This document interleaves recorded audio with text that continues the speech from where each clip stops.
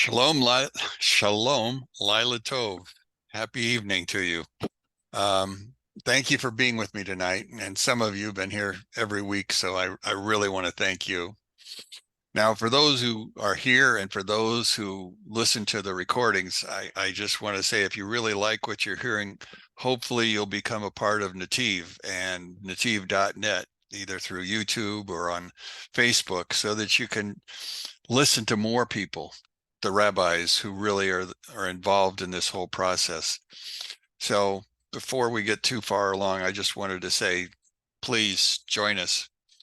Now, the first thing I want to tell you now is we're doing Daniel. This is Daniel 7, part 4.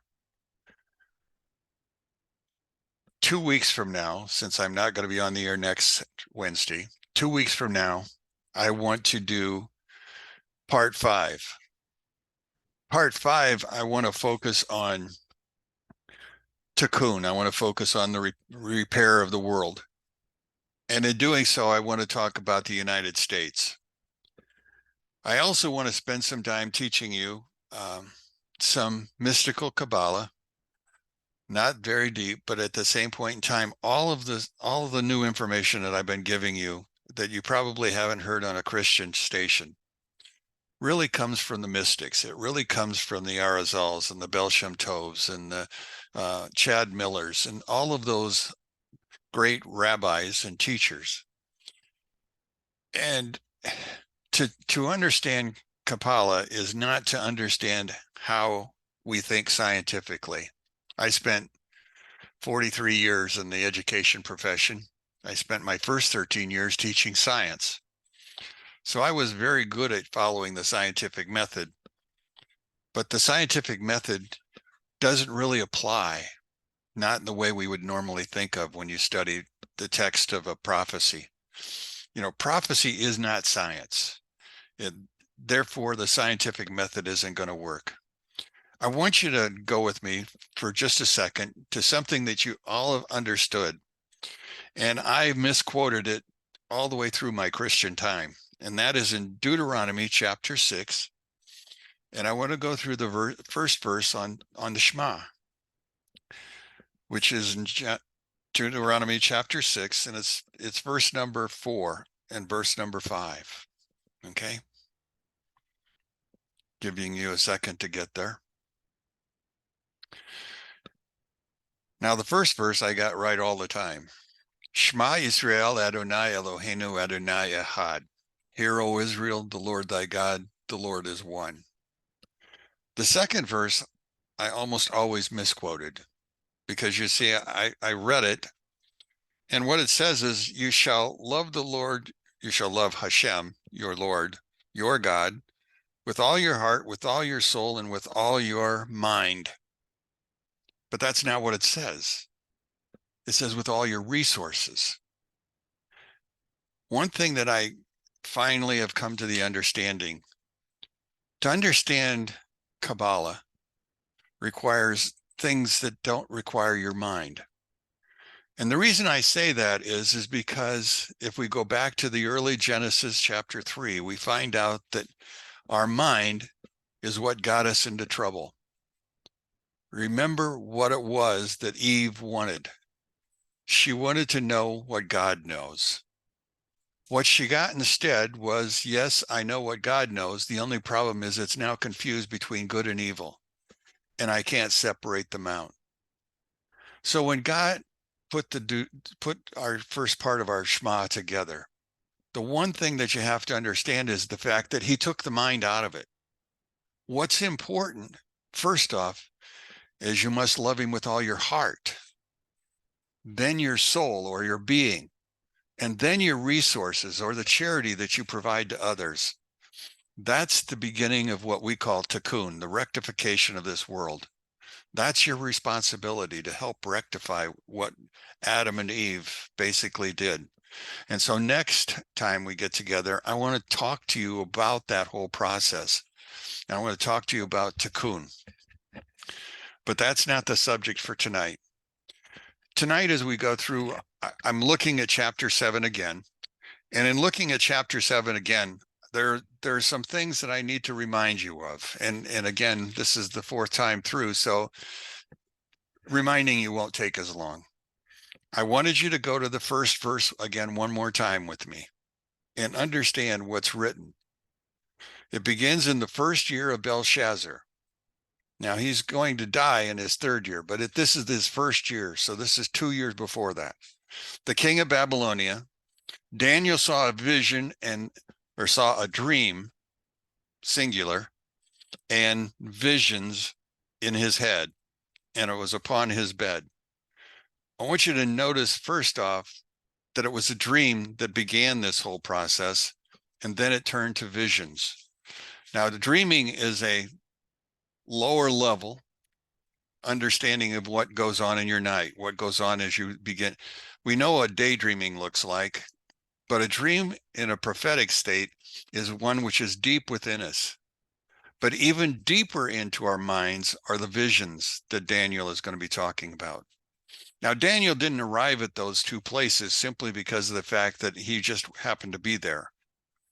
He had been spending his entire life 3 times a day working to understand nature, working to understand all things. And now God is beginning to use his mind. Because up until now, remember in Daniel chapter 2, he used Nebuchadnezzar, and he was only the interpreter of the dream. And in chapter 4, with the tree, he was only the interpreter of the dream. Now the dream and the visions are his. That's what's going on at this particular point in time. As we look past the bed, it says, and he wrote down the dream and told the major parts.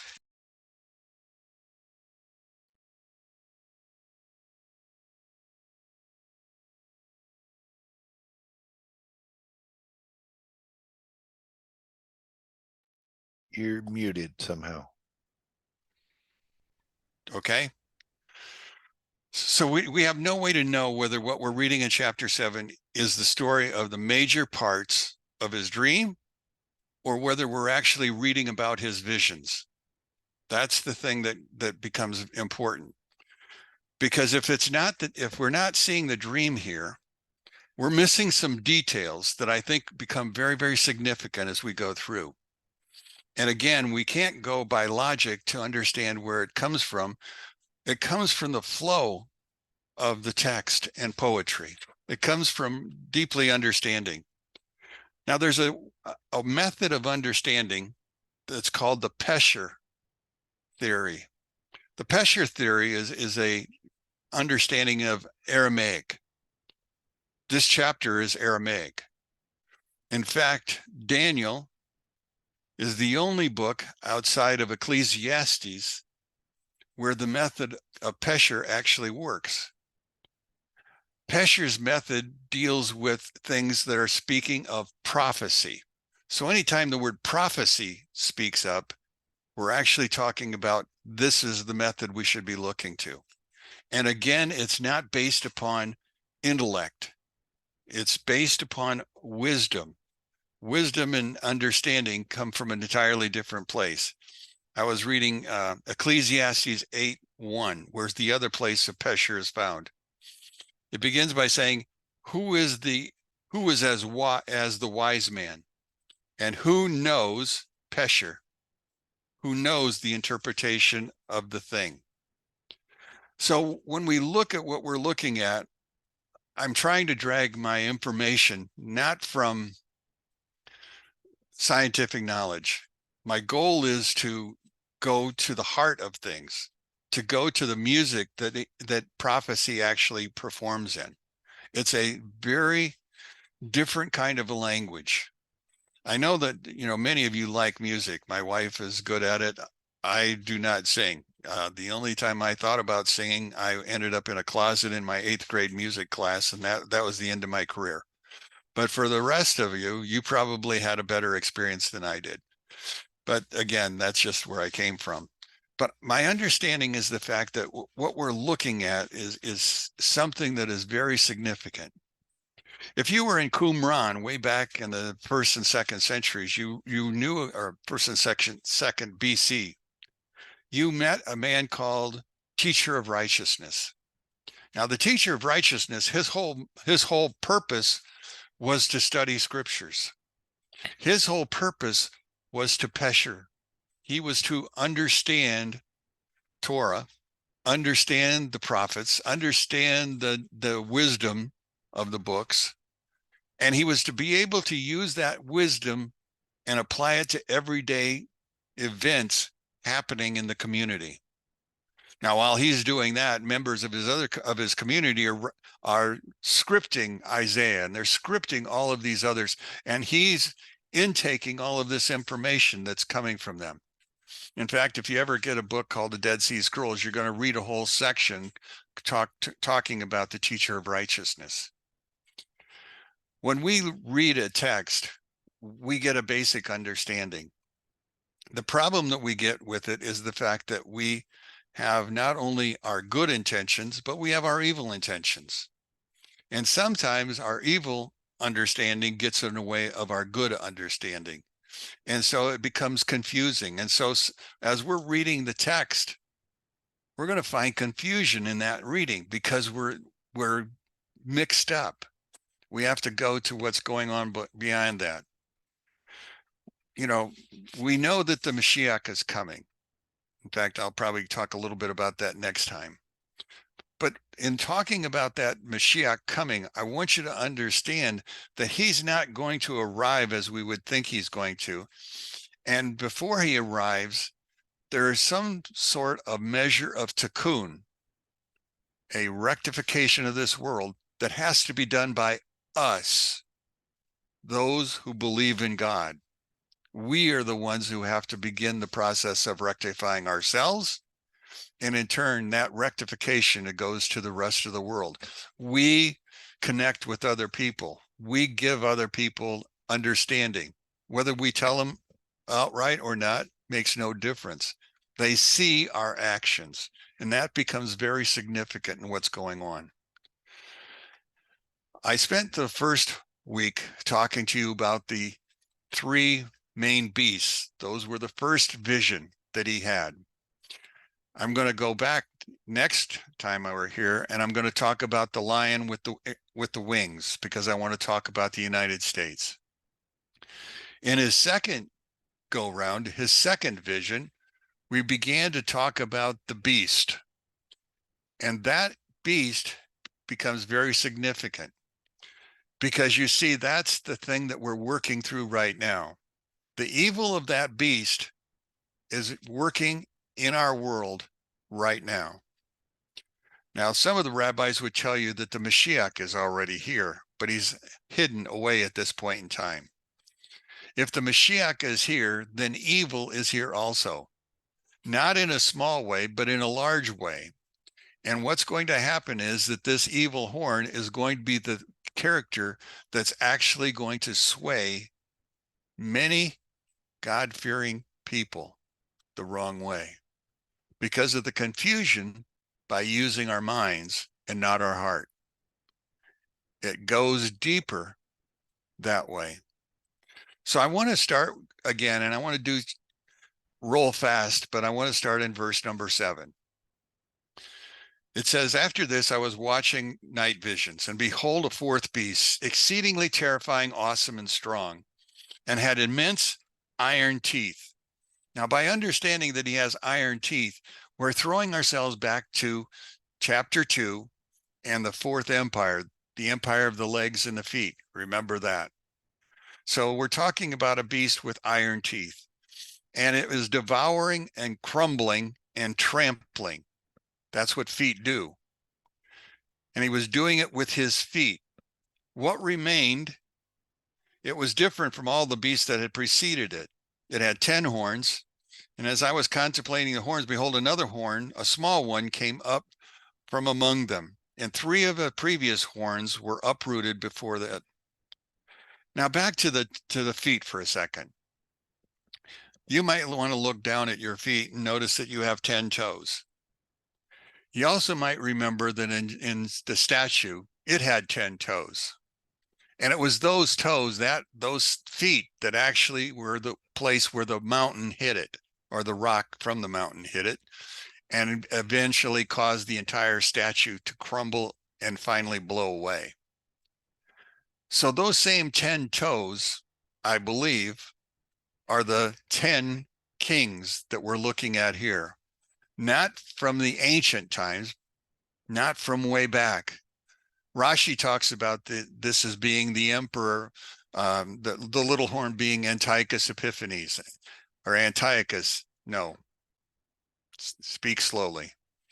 The 10 represent the 10 Caesars. Titus of Rome, Vespasian's son, will be the little horn, the 11th one, according to Rashi. Now, as we're going through that, then, that was in those days. And as I've been telling you, history repeats itself. And if history is constantly repeating itself, then that means the prophecies themselves are being repeated. Only the characters are changing. Their names are changing. Now we're looking at 2 feet and we're looking at 10 toes. Now we understood that looking at this 4th beast of iron, we called it Rome or Edom. Rome never dissolved. Hear me correctly. Rome never dissolved. It's still continuing. It has changed what it looks like. First off, when Rome, the empire, began to crumble, the Pope and the Catholic Church became the new Rome. And Rome was again centered in Rome.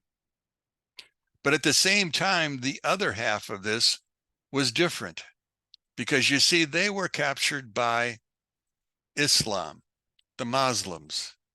And so one leg, I believe, and 5 of those toes represents those nations that are part of the Muslim empire.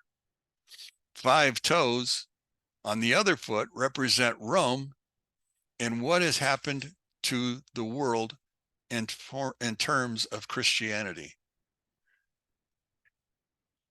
Parts together. Some are bigger, like your big toe. Some are smaller. But all of them are important for us in order to walk. The same thing holds true with these 10 toes. And notice in this particular case, this is early on, it says that these toes were used for trampling, stomping on.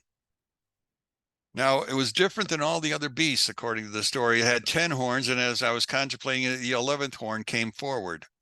So we actually, if those 10 toes or the 10 horns are there, we're waiting for a morphing, another horn to come up.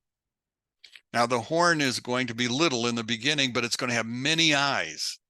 Eyes are about intellect. Eyes are about seeing the world. Not about the heart, but it's about intellect. You see, this little horn is going to speak blasphemous words, and the words that it's going to speak are words that will resonate with the people. People will become enamored by the words that he speaks. You know, right now we live in the United States, where last night in Philadelphia, Pennsylvania, there was a small riot. Stores were being looted. And while the stores are being looted, the police are trying to arrest them. And at the same time, in the city of Chicago, another looting was going on. Now, when they asked the mayor of Chicago about the gangs that are robbing the stores, he said, wait, they're not gangs. Those are just young men who are not following our path. Question, what path are they following? And how many people are now starting to follow their way? Why buy something when, again, it's okay to steal it? And what's theft? Theft doesn't count until you get $1,000. As you begin to see, there's a change and erosion going on in the United States, and I'll get into that more next week. But that's the beginning of our understanding. This is about our mindset. Now, while he's doing that, and the verse goes on to say, there were eyes like a human and in this horn, and a mouth that was saying haughty or arrogant things. Next, I watched the thrones were set up, and the Ancient of Days, his garment was as white as snow, and his hair was on his head was clean wool, and his throne was of a fiery flames, its wheels blazing a fire. Now, the thrones, remember, we only have two thrones. Well, actually, we don't have two thrones, do we? God only has one. You see, there was never a seat in the temple. You weren't supposed to sit in the temple. It was about actions, activity. These two seats represent what we would call Yom Kippur. They represent what we would call Gevurah and Hesed. You see, each of us are going to have to stand before God at some point in time. Each of us are going to account for ourselves. Some will not account well, and therefore Gevurah, judgment, will come upon them. But then there's the other group who are doing what's right, who are trying to rectify themselves in the world that they live in, and they will be considered good, Hesed, kind, and they will go another path. The two will be going in opposite directions. And we're going to see this later on when we start looking at the number of angels and everything that's going on. But I just wanted to give you that now for a startup. Also, I wanted you to know that it's Atik Yomin, the Ancient of Days. That was the name that was given to God. He was called that. His garment was as white as snow. His hair was on his head was clean wool. The idea of purity was there. But notice his throne was a fiery flame. In other words, there was judgment in it. But at the same point in time, the wheels were blazing fire. If you go back to Ezekiel chapter 1, what are you going to find when we look at the chariot, the Merkavah that God was in? The wheels, the Ophanim, were on fire. So we're looking at this Merkavah. We're looking at the fiery chariot. We're looking at what is going on in this particular case. So as we're looking at it, it begins to say, a stream of fire was flowing forth from before him. A stream of fire. Where was the fire going? Well, according to the Midrashic writings, and actually in Haggadah 13b and 14a, it says that this fire was being poured onto the heads of the wicked who found themselves in Gehenna. Now it goes on to say, and thousands were serving him. A myriad were standing before him. So there were those who were serving him, and there were those who were standing before him. We know who serves him. Those are the angels. Who's standing before him? Well, if those are the two thrones, one for mercy and one for judgment, those myriads of people are us. So we're looking into the future all the way out. But notice what else it goes into. And I saw after this, so something else has caught his eye. I'm not sure it's in the same vision, but it could be in another one. So I saw that after this, because of the sound of the haughty words which the horn spoke, I watched until the beast was slain and its body destroyed and consigned to the flame of fire. And as for the rest of the beasts, their dominion was taken away, yet an extension of life was given them until a season and a time. A season and a time. Christianity says we know what a time is because that's a year. And we're going to get into a time, a times, and a half a time. Well, that's good if you're a Christian. But if you're a Jew and they're trying to respond to that question, the answer would be, we don't know what time is. You see, God's timing is not our timing. His ways are not our ways. So when we see the word time and what's going on, we have to understand we may believe it's a year, but that is not necessarily so. It is what we best can understand is going on at this point in time. Now, the next section, which is 13, right? I was watching in night visions. Again, And behold, with the clouds of heaven, one like a man came. He came up to the one of ancient days, and they brought him before him. So these people brought him closer to what was going on. It doesn't tell us, it just simply says one like a man. We understand, or what Rashi and the rest understood, was that this is the Mashiach that's being brought before God at this point in time. And what will happen is he was given dominion, honor, and kingship so that all the peoples, nations, and languages would serve him. His dominion would be an everlasting dominion that would never pass, and his kingship would never be destroyed. We can go to Ezekiel chapter 37, and we can find out that that character is David or David's sons, but it is from that lineage. We know that. Verse 15 goes on to say, as for me, Daniel, my spirit became uneasy in its sheath. I became troubled in my body. That's what he's telling us. And the visions of my head bewildered me. They didn't bewilder him, they terrified him, if you go to the Hebrew or the Aramaic, actually. I approached one of the standing ones. They call them standing ones because angels do not have joints in their hips or in their ankle or their knees or ankles. They simply stand and they move in a direction.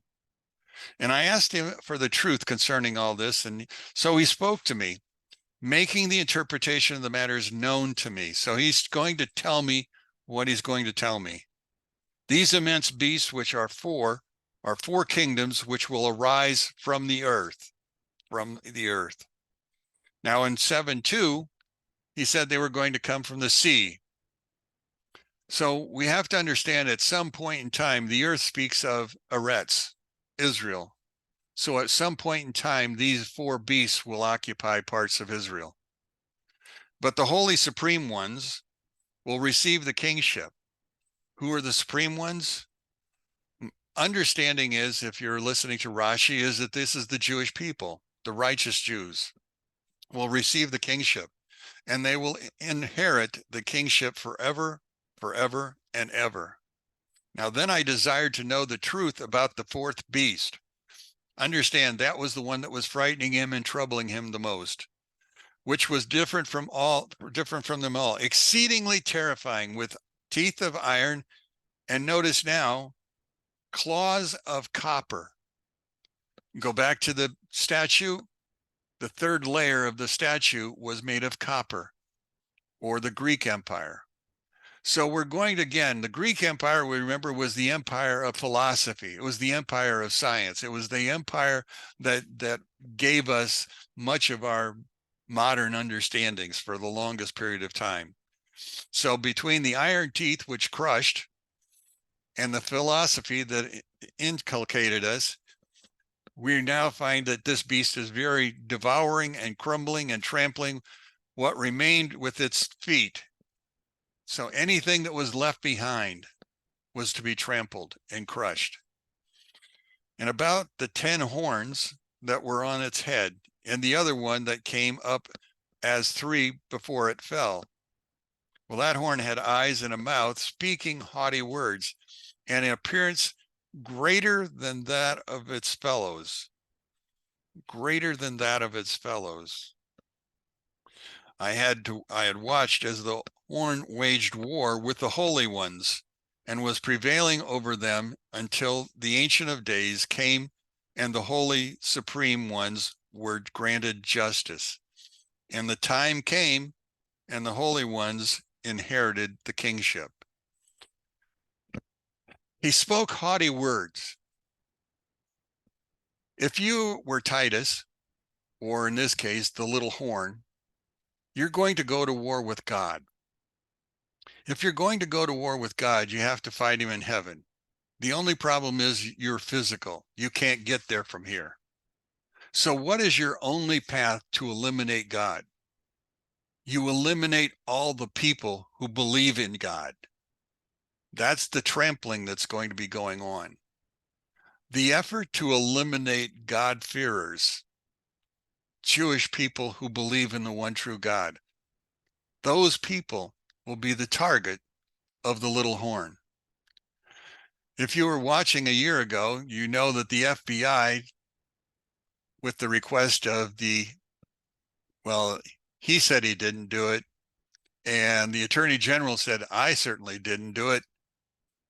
But the FBI began to implant spies in the Catholic Church, trying to root out those people. Well, you know who those people are. That will be going on in this period in time that's coming. Now, notice what else he begins to say. Verse 26. Oh, no, let's see. I'm not that far yet, have I? Verse 25.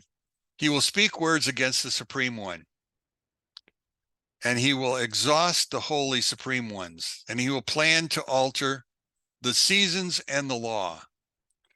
Now, he can't change summer, winter, spring, and fall. What he will change will be the time in which we who believe in the one true God, will decide to have Passover. He will begin to change all of those if he can, and he will eliminate Shabbos. There will not be any Shabbos as long as he's around. Everything will change. And not only that, he is going to go after the Torah. The 613 laws, or the 7 laws for the Gentiles, will all be done away with. Why? Because it's already started. Already we begin to look at the law differently. We begin to redefine how things are going to be. And it's being redefined, and people are objecting, but it doesn't make any difference. The laws are still being changed. The mayor of Chicago is not going to arrest all of those who are stealing. They're just boys. And it's happening across the world. We know there are 85,000 missing children who crossed the Rio Grande River at some point. Where are those 85,000 children? I would have to think that most of them are now involved in the slave trade. I have to believe that they have been sent away someplace. Now, we're also in a war in the Ukraine. Please understand that the Ukraine was also one of those places where slave trade was common, and may still be common, I don't know, but it was. Understand then that the laws are not the same anymore. We're presently involved in an impeachment inquiry as to whether our president violated the law. And half the people say, yes, he did. Another half says, no, you haven't proven it yet. So over and over again, we go back and forth over what the law says, what the law means. We look at abortion. What does it mean? At what point is a baby viable? All of that goes into our story. All of those subtle changes are going on right now, and we're beginning to see what's going on. But at the same point in time, we miss it because it goes into our head and not into our heart. In other words, it's not impressed upon us enough to really see it and understand it for what's going on. You know, I oftentimes used to tell everybody, do a God search when you go outside, looking for the good things that are there. I still want you to look for the good things, but I want you also to notice what else is going on there that would be violating the laws of God. And I think you'll be surprised what you see. Now it goes on to say after that, verse 26 now, but judgment will be set, and they will take away his dominion. That's the law, that's the little horn, to be annihilated. To be annihilated. In other words, he is no longer. And to be destroyed completely. But that's what the word annihilated means. But he's just reaffirming what's going on. He will be annihilated, which I believe is what happened to Adolf Hitler and Mao Zedong and Joseph Stalin and Pol Pot and so many other dictators who overstepped. And the kingship, the dominion, and the grandeur of the kingdoms under all the heavens will be given to the holy supreme nation, Israel. And its kingdom will be an everlasting kingdom, and all the rulers will serve it, will serve and obey it. The nations are not going to be done away with. Leaders are not going to be done away with. What will be the difference? The nations will be a part of Tikkun. They'll be a part of the rectification of this world. That's what we've always been entitled to do, or been assigned to do.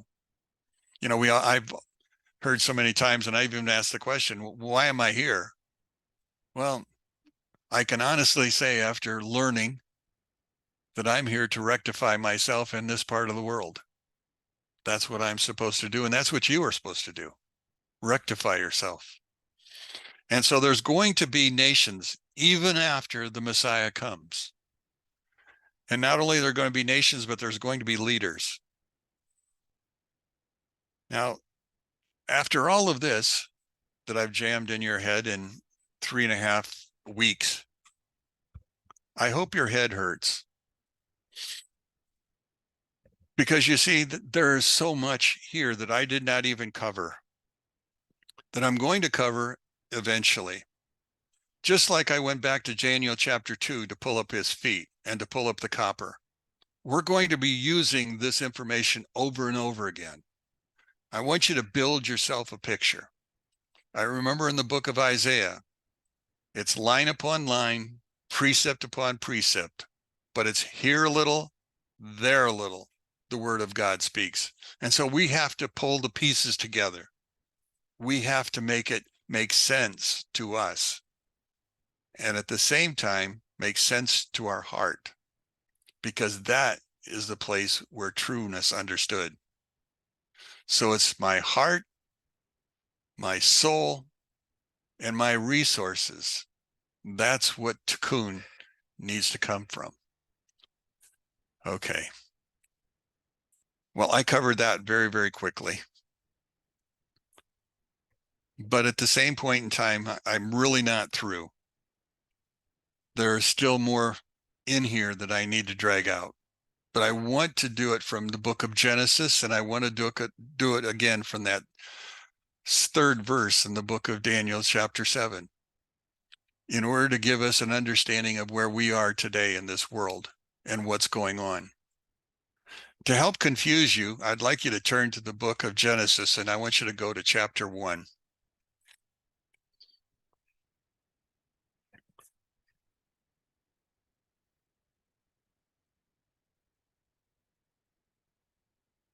Now that you've reached chapter 1, I hope, I want to go to the first day. And I want to start in the 3rd verse. Okay? Genesis chapter 1, verse 3. God said, "Let there be light." And there was light. God saw the light was good. And God separated between the light and the darkness. God called the light, or God, and God was evening. Let's see, try it again. God called the light day, and the darkness he called night. And there was evening and there was morning one day.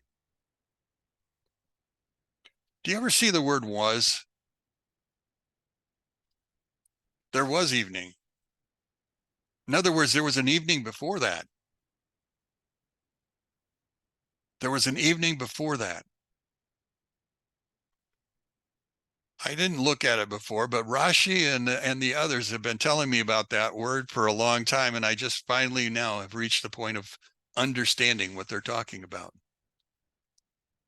You see, this is not the first go-round for this earth. We are talking about a great change that has happened, and we are responsible for this go-round. If we fail, we go back to verse 2, when the earth was astonishingly empty.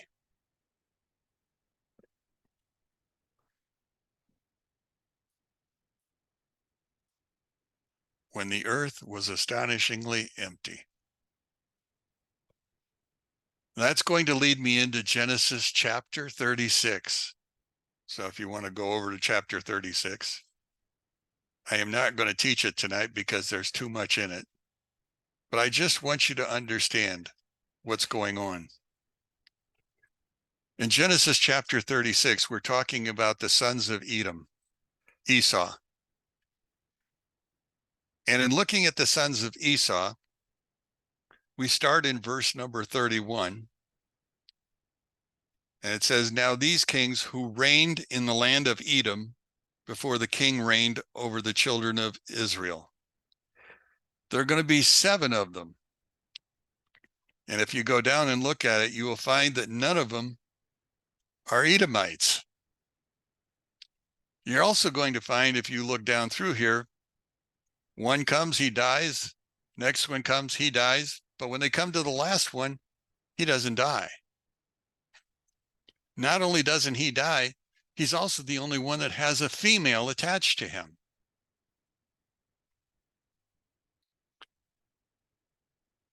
We're going to go back and we're going to look at something that is very mysterious. And hopefully I can give you understanding that will take us from there into understanding what's going on today in the United States. So, having said that, I want to conclude for tonight. And like I said, in 2 weeks when I come back, I want to pick up in Genesis chapter 36, and I want to come up in Daniel 7, verse 3. But that's until next week. Does anybody have any questions or thoughts? I mean, I rushed through it. I didn't give you a lot of time to think about any one thing. But Lori, you got something to say? Well, a thought. I'm still thinking about that Atik Yomin thing.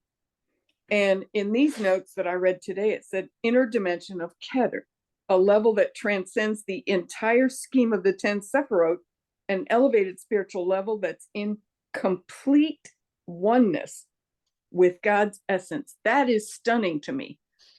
I can't even we're going. figure it out. Because it reminds me of the Israelites at Sinai when they were in one accord. With 1 million people, really? One accord? That has to be a God thing, because there's no way 2 people can get into one accord half the time. But that is where we're all going to be. Still thinking. And that's where we're all going to be. Atik Hayomin. That's where we're all going to end up. How we get there is the mystery that we're trying to unravel. It is not a pleasant road. If you've ever read Sanhedrin, starting at about 90 and going through about 106, it all talks about the Messianic era. And if you read it carefully, you find out that the rabbis who were writing that said, it's okay if it comes, but I don't want to be alive when it happens. In other words, there's so much that will be happening all at one time that it will be overwhelming. And the only way one will survive is complete trust in God. They cannot trust their mind because their mind will be confused by all that's going on. That's what happened when Adam and Eve ate of the fruit. Confusion. What they thought they would get, they got. They just got it in a mixed bag, not separated out like they needed it. So that's where we're at this point in time. I just want to thank Adam and Eve for getting me started on this long road. But that's where we're going. Yeah. Well, we'll talk about Atik Yomin, and we're going to talk about the Adon Kadmon, and we're going to talk about all the levels all the way down. And we'll talk about lots of different things. And hopefully part 5, no, probably part 5 and part 6, but we'll get through that. And then we'll be on our way to chapter 8, which is even more confusing. But anyway, go ahead, Ross, your turn. Okay. Yeah, several different things here. One, you were talking about 10 toes, Christianity and Islam, and that's pretty much evident. To go on what was in the email, represents the feet. He's standing on the ground.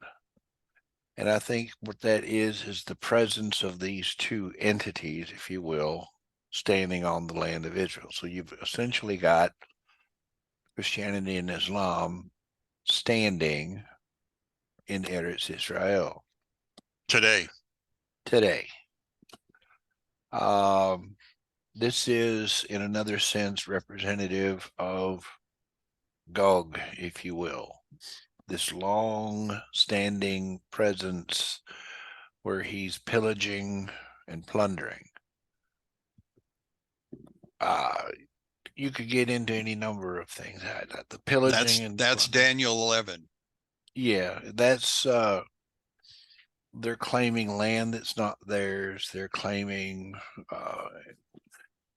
ancestry that's not theirs. And they're disrupting the peace, right? I mean, that's where your pillage is, because he mentions gold and silver. There's no gold or silver mines in Israel. And then he said cattle and goods. Well, you're not seeing cattle and goods being whisked out of the state. So those aren't the things that he came to plunder. It's their peace and their sovereignty. Okay. Good point. It's in the email if you get a chance. And then here I where will he's this week. saying, yeah, where he's saying here altered times, feasts, and the law, right? Well, times equals feasts. Part of look what the Catholic Church has done, and look what the Muslims have done. Okay, with their pilgrimage, Islam, Christianity with Easter, Christmas, and they've got all these celebrations and feasts going on, and this occupation of Israel, if you will, prevents them from their feasts, the ingathering, the harvest, so forth. I mean, they might still actually do booths, but you know, what this is pointing out to me is the horn keeps his power after the beast is destroyed, which the other three beasts seem to be present. They're all four here at the same time, if you will. But the beast that took his power, or the horn that took his power from that fourth beast, if you will, when that beast is destroyed, the other three pretty much are a presence, but they're not a threat anymore. When this horn then loses his dominion, which means he's the leader and has a huge following, but when this following, you understand what I'm saying, collapses out from under him, Adolf Hitler. he's left standing naked. His dominion is gone, so he's hauled before court, tried and convicted, and then executed.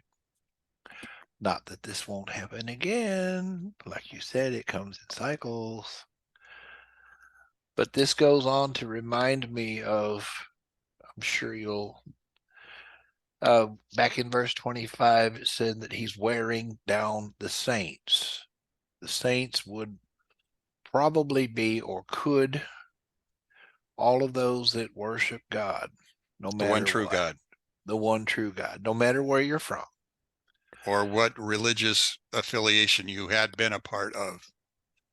Well, at this point, yes, now, even now, Correct. you're being worn down. But when he gets tried, convicted, and loses his support, then it goes on to verse 27. It says that the dominion is given to the saints, the ones who were being worn down.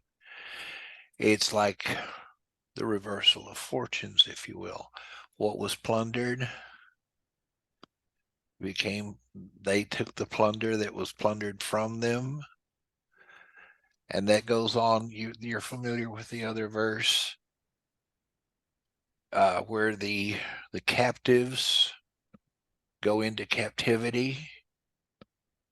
and the captives become The captors. free captors. The captivity is reversed. The plunder is reversed. Everything's flipped upside down. And essentially what That should remind us of Egypt. Remember, they went down to Egypt. Abraham had come out and he had great wealth. They're now going back in there, and then they find themselves in slavery and their wealth is now taken away from them. But before they finish and before they leave, they take the wealth of the nation out with them, which will happen again. exactly, that was just a microcosm picture of the macro that's coming. Correct. What we're looking here in these verses 25, 6, 7, or Daniel's entire vision is a global event. Correct. And that's, I don't think people understand it, that it's on that scale.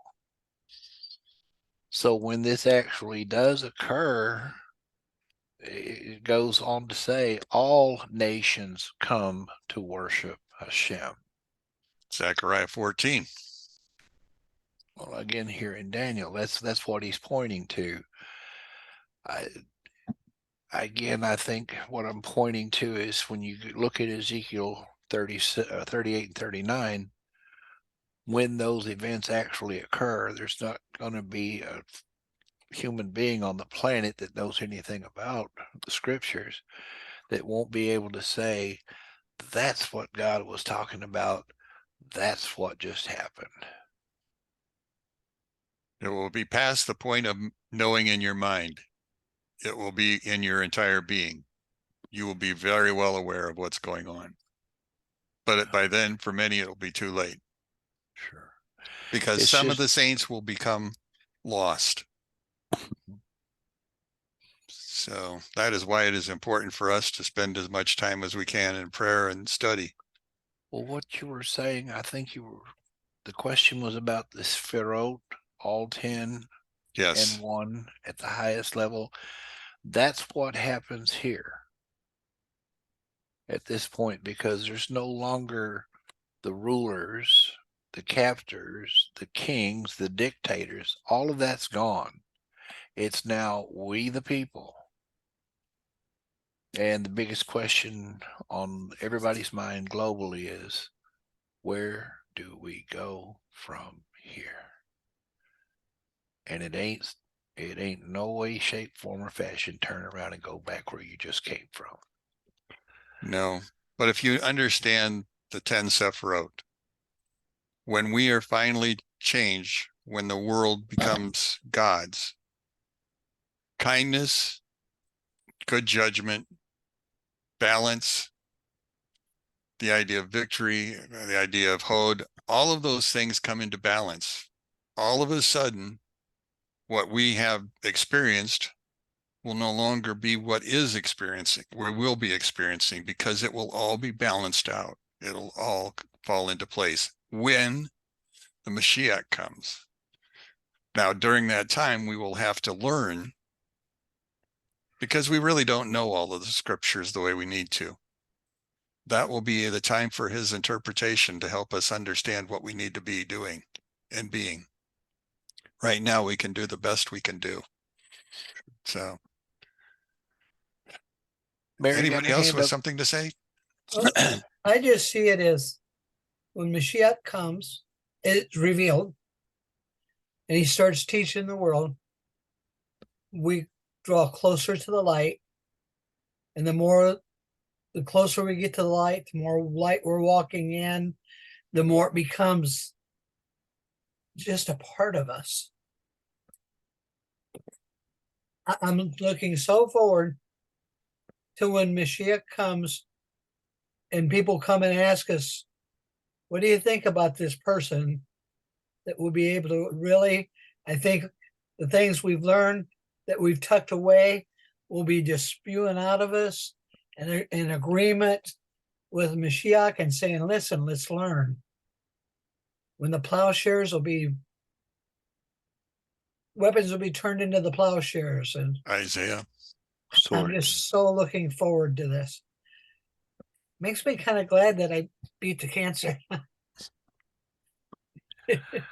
That's okay. We wouldn't let you go anyway. You gotta Yes. suffer with us. So many of you have told me that. So anyway, anybody else? No? Well, It's going to get scarier between now and then. yes. Yes, it is. Hopefully I can But fill in a only few if more you let it. blanks. If you know what's coming, I still maintain, if you know what's coming and you keep your eyes and ears open and in the word, I mean, I'll get the outline of what the world has to say about it, but I'm keeping my focus. That's what's going to keep me from dying of fright. The only thing I'm to fear is him. And to that I say amen. And to that, people say I'm weird. Yes. Well, that we said that before. So we're just gonna keep that to ourselves. Thank you. But thank you for joining me tonight.